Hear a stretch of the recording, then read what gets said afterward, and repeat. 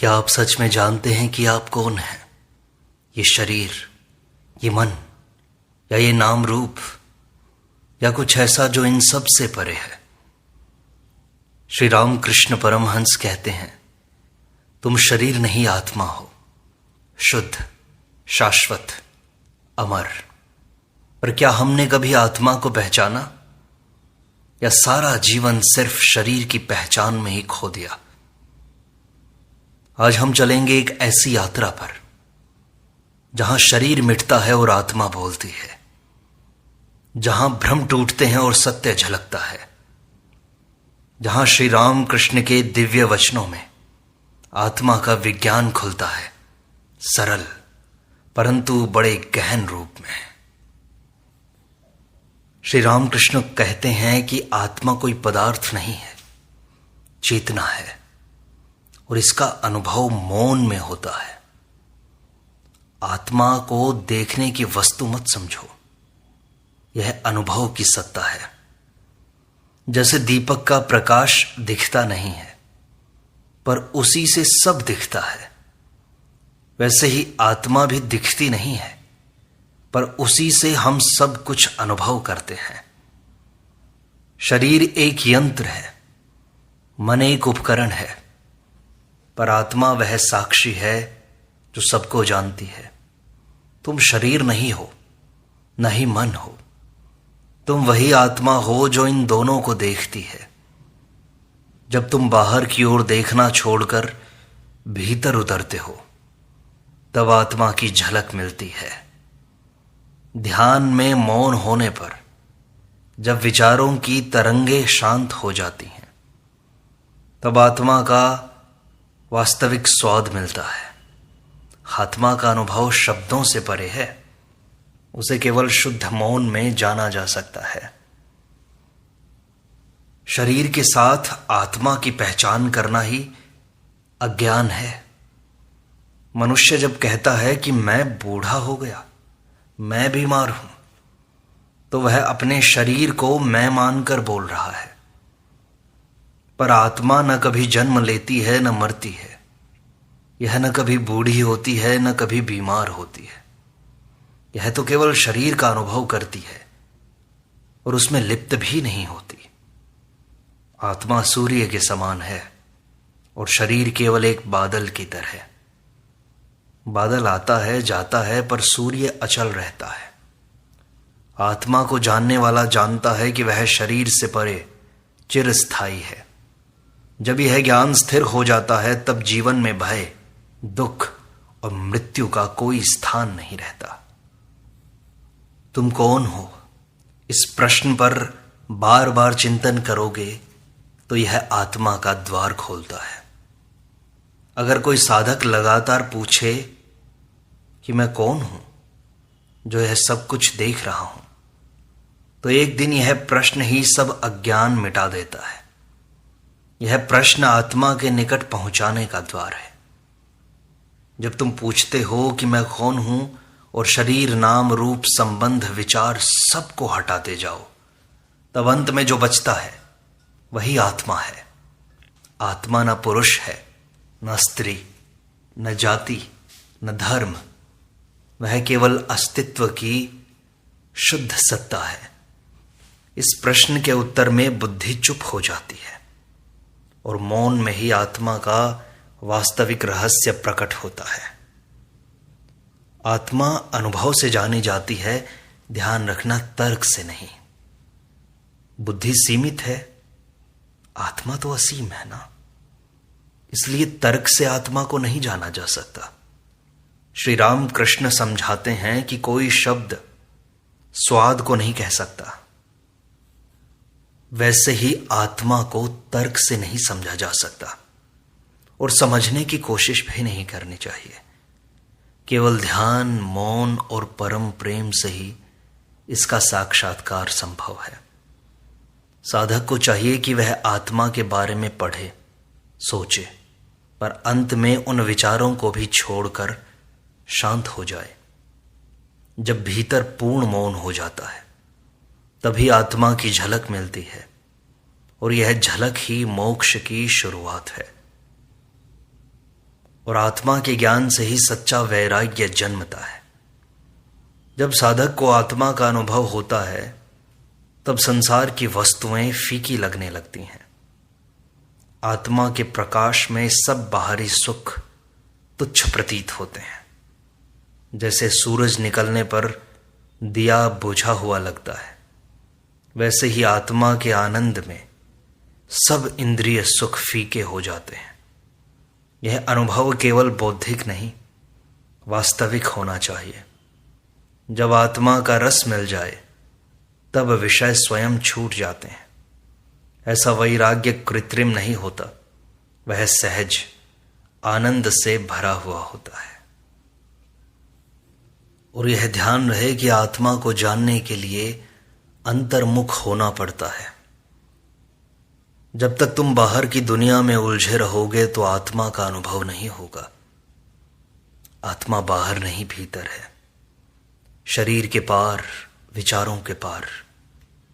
अंतर्मुख होने का अर्थ है अपनी चेतना को इंद्रियों से हटाकर हृदय में केंद्रित करना। जैसे कछुआ अपने अंगों को भीतर खींच लेता है, वैसे ही साधक को सब चेष्टाएं भीतर समेटनी चाहिए। जब मन अंतर्मुख होता है तब आत्मा की उपस्थिति धीरे धीरे प्रकट होती है। यह अभ्यास प्रारंभ में कठिन लग सकता है, पर यह ही आत्म साक्षात्कार की पहली सीढ़ी है।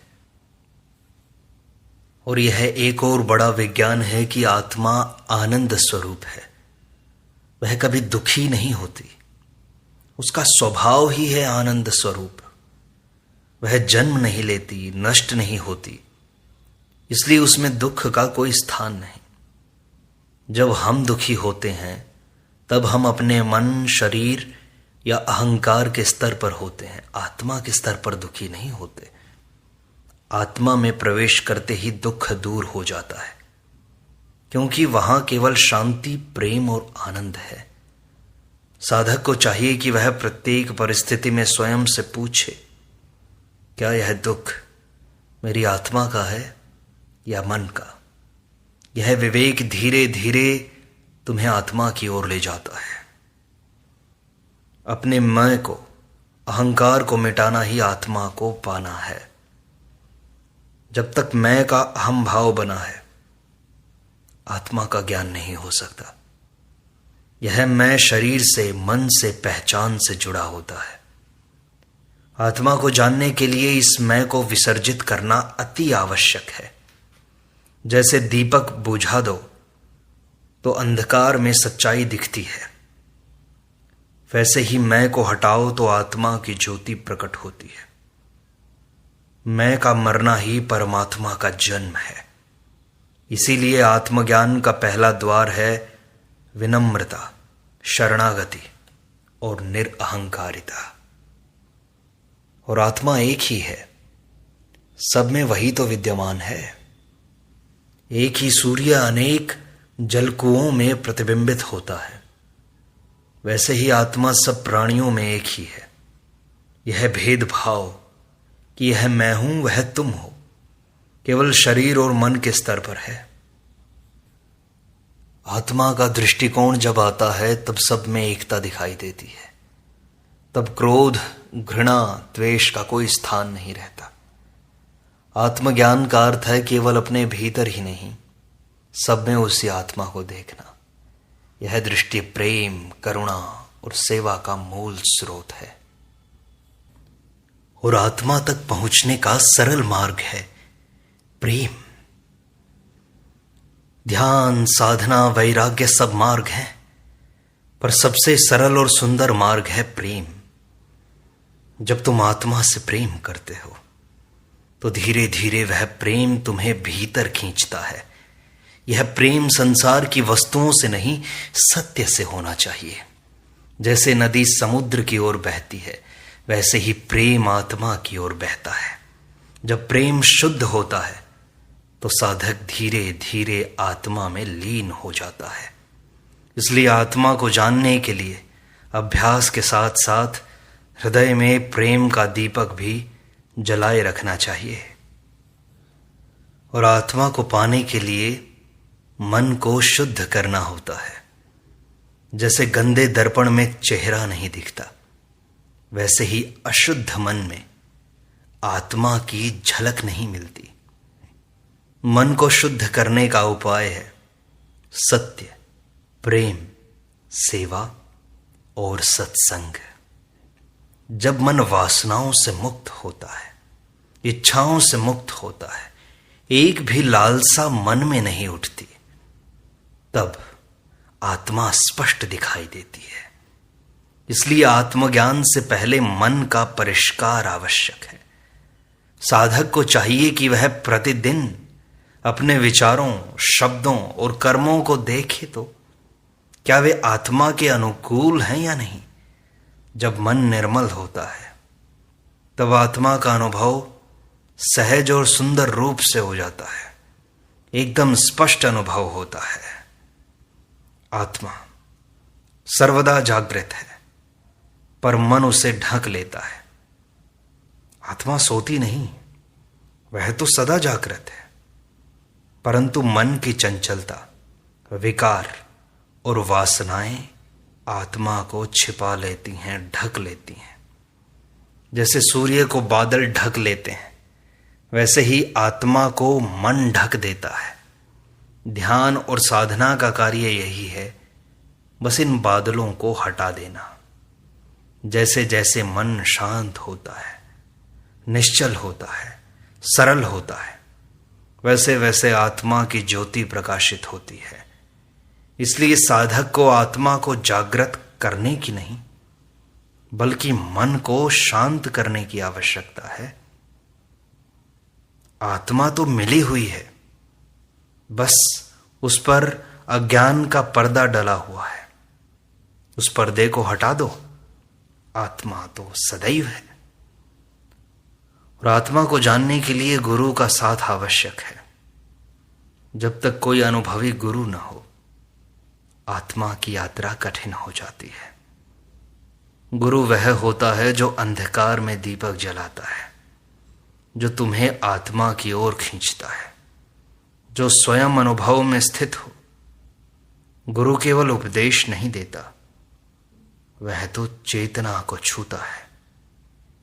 आत्मा की खोज में यदि सही गुरु मिल जाए तो राह सरल हो जाती है। साधक को चाहिए कि वह सच्चे मन से प्रार्थना करे, हे प्रभु, मुझे वह दिखाओ जो मुझे आत्मा तक पहुंचा दे। और यह भी सत्य है कि आत्मा का अनुभव करते ही मृत्यु का भय भी समाप्त हो जाता है। जो आत्मा को जान लेता है वह मृत्यु से नहीं डरता, क्योंकि आत्मा अमर है। मृत्यु केवल शरीर का परिवर्तन है। जब यह सच्चाई भीतर उतरती है तो जीवन में स्थिरता, शांति और साहस आता है। मृत्यु फिर एक शत्रु नहीं, एक द्वार बन जाती है, अगले चरण की ओर ले जाती है। आत्मा को जानने वाला प्रत्येक परिस्थिति में अडिग रहता है, क्योंकि उसे पता है मैं शरीर नहीं हूं, मैं तो अमर आत्मा हूं। और आत्मा को जानने वाला सत्य के मार्ग से कभी नहीं हटता। आत्मा का साक्षात्कार सत्य से होता है, और जो आत्मा को जान लेता है वह सत्य ही हो जाता है। वह झूठ, छल, कपट से दूर हो जाता है, क्योंकि आत्मा की प्रकृति ही पूर्ण सत्य है। जब तुम आत्मा में स्थित होते हो तो तुम्हारे विचार, वाणी और कर्म सत्य की गूंज बन जाते हैं। तभी जीवन में स्थिरता, पवित्रता और प्रकाश आता है। इसलिए आत्मा की ओर जाने के लिए पहले अपने जीवन में सत्य को लाना आवश्यक है। आत्मा स्थिर है और स्थिरता ही साधक की पहचान बनती है। श्री रामकृष्ण कहते हैं कि आत्मा कभी डगमग नहीं होती, वह तो सदा एक रस, शांत और अचल रहती है। जब साधक आत्मा से जुड़ता है तब उसका चित्त भी वैसा ही स्थिर हो जाता है। जीवन में चाहे कैसी भी परिस्थितियां क्यों ना आए, आत्मा में स्थित व्यक्ति भीतर से कभी नहीं हिलता, यह स्थिरता साधना से आती है, जब मन भटकना छोड़ता है और आत्मा में टिकता है। जो भीतर आत्मा में स्थिर हो गया वही बाहर संसार में सफल होता है। यह आत्मिक स्थिरता ही सच्चे योगी की पहचान होती है और आत्मा में स्थित होना ही सच्चा धर्म है। श्री रामकृष्ण कहते हैं कि धर्म केवल पूजा पाठ, रीति रिवाज या बाहरी आडंबर नहीं है। सच्चा धर्म वह है जो तुम्हें आत्मा से जोड़ दे। जब तुम आत्मा को पहचानते हो तब स्वतः करुणा, प्रेम, सेवा और अहिंसा प्रकट होती है। आत्मा में स्थित व्यक्ति किसी भी धर्म का हो, वह सच्चा धार्मिक होता है। इसलिए साधक को हर दिन अपने भीतर आत्मा की उपस्थिति को अनुभव करना चाहिए। वही अनुभव धीरे धीरे जीवन को धर्ममय बना देता है। और जैसे जैसे तुम आत्मा में गहरे उतरते हो तो आत्मा का ज्ञान सारे भ्रमों को मिटा देता है। श्री रामकृष्ण परमहंस कहते हैं कि आत्मा के प्रकाश में सारे भ्रम छट जाते हैं। जैसे सूर्य निकलते ही अंधकार समाप्त होता है, जब तक आत्मा को नहीं जाना तब तक मन तरह तरह के भ्रमों में जीता है। मैं अच्छा हूं, मैं बुरा हूं, दुनिया बुरी है, मृत्यु भयानक है। ये सब भ्रांतियां ही तो हैं। और ये भ्रांतियां तब तक नहीं मिट सकती जब तक आत्मा के ऊपर से जो अज्ञान के बादल हैं वो छट नहीं जाते। और आत्मा का अनुभव होते ही पता चलता है कि जीवन तो शुद्ध है, अस्तित्व शुभ है और मृत्यु केवल और केवल रूपांतरण है। यह अनुभव ही वास्तविक मुक्ति है, भ्रमों से पूर्ण स्वतंत्रता। और आत्मा निर्लेप है, वह कर्मों से कभी बंधती नहीं है। श्री रामकृष्ण बताते हैं कि आत्मा कभी बंधती नहीं, ना तो पाप से न पुण्य से। आत्मा तो केवल साक्षी है, देखती है पर लिप्त नहीं होती। जैसे कमल का पुष्प कीचड़ में रहकर भी अछूता रहता है, वैसे ही आत्मा संसार में रहते हुए भी निर्लेप रहती है। जब यह साधक समझ लेता है तब वह कर्म तो करता है पर उसमें फंसता नहीं। तब जीवन सहज हो जाता है। न सफलता का गर्व, न असफलता का दुख। आत्मा का अनुभव जीवन को कर्म योग में बदल देता है।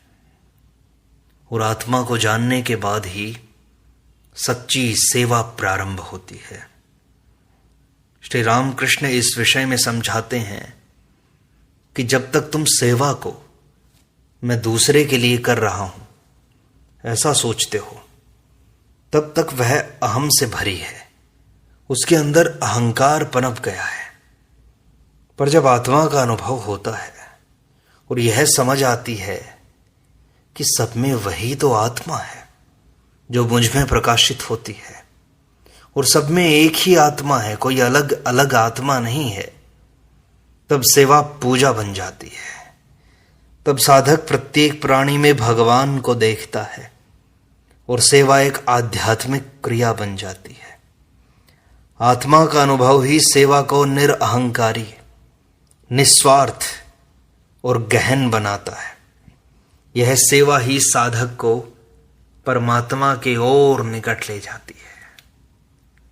और आत्मा के निकट आने पर भय अपने आप समाप्त हो जाता है। श्री रामकृष्ण कहते हैं कि भय केवल अज्ञान में होता है। जब तुम स्वयं को शरीर मानते हो तब मृत्यु, रोग, अपमान इन सब से डरते हो। पर जब आत्मा की पहचान होती है कि मैं अजर, अमर, अविनाशी हूं, तो यह सब भय खोखले प्रतीत होते हैं। यह ज्ञान कोई कल्पना नहीं है, यह तो भीतर की सच्ची अनुभूति है। आत्मा का अनुभव ही सच्ची निर्भयता देता है और यही आत्मिक साहस साधक को परम शांति में स्थापित करता है। और आत्मा का साक्षात्कार ही मोक्ष है। मोक्ष कोई अलग अवस्था या स्वर्ग नहीं है। आत्मा को जान लेना ही मोक्ष है। जब साधक जान लेता है कि वह शरीर, मन, विचार, अहंकार ये कुछ भी नहीं है, वह तो केवल शुद्ध आत्मा है, तो उसी क्षण मुक्त हो जाता है वह। यह मुक्ति भीतर घटती है। बाहर की दुनिया तो वैसी की वैसी ही रहती है, पर अब साधक उसमें बंधता नहीं है। आत्मा का साक्षात्कार ही बंधन से बाहर निकलना है। यही मुक्ति जीवित रहते हुए भी संभव है और इसे ही जीवन मुक्ति कहते हैं। और आत्मा का अनुभव वाणी से नहीं, मौन से होता है। आत्मा को शब्दों से नहीं बांधा जा सकता, वह तो केवल मौन में ही प्रकट होती है। जब साधक सारी व्याख्याओं, विचारों, तर्कों को छोड़कर भीतर मौन हो जाता है, तब आत्मा की उपस्थिति झलकने लगती है। यह मौन केवल बाहर का नहीं, भीतर का भी होना चाहिए। विचार शून्यता, वासना शून्यता। जब मन थमता है तब आत्मा बोलती है और उसकी भाषा मौन की होती है। इसलिए आत्मा की यात्रा मौन की साधना से शुरू होती है और मौन में ही समाप्त होती है। आत्मा की पहचान से ही सच्चा प्रेम उत्पन्न होता है। आत्मा को जानने वाला ही सच्चा प्रेम करता है, क्योंकि तब वह प्रेम शरीर, रूप और गुण के आधार पर नहीं करता, बल्कि आत्मा से आत्मा का संबंध जानकर करता है। तब प्रेम सीमाओं से परे चला जाता है। तब कोई अपेक्षा नहीं रखता, कोई स्वार्थ नहीं जोड़ता। आत्मा का प्रेम अखंड, निरपेक्ष और दिव्य होता है। यही प्रेम भक्त को भगवान तक ले जाता है और यही प्रेम संसार को ईश्वरमय बना देता है। श्री रामकृष्ण परमहंस समझाते हैं कि आत्मा ही भगवान का साक्षात रूप है। आत्मा और परमात्मा अलग नहीं है। जो भीतर आत्मा है वही बाहर भगवान है। जब साधक आत्मा को जान लेता है तब उसे एहसास होता है कि मैं और भगवान दो नहीं हैं। यह एहसास अहंकार को भस्म कर देता है, जला देता है, राख कर देता है और साधक परम एकता में प्रवेश करता है। तब न कोई साधक बचता है, न साधना, केवल ब्रह्म का अनुभव रह जाता है। और यही अद्वैत का अंतिम सोपान है, आत्मा का परमात्मा में लय।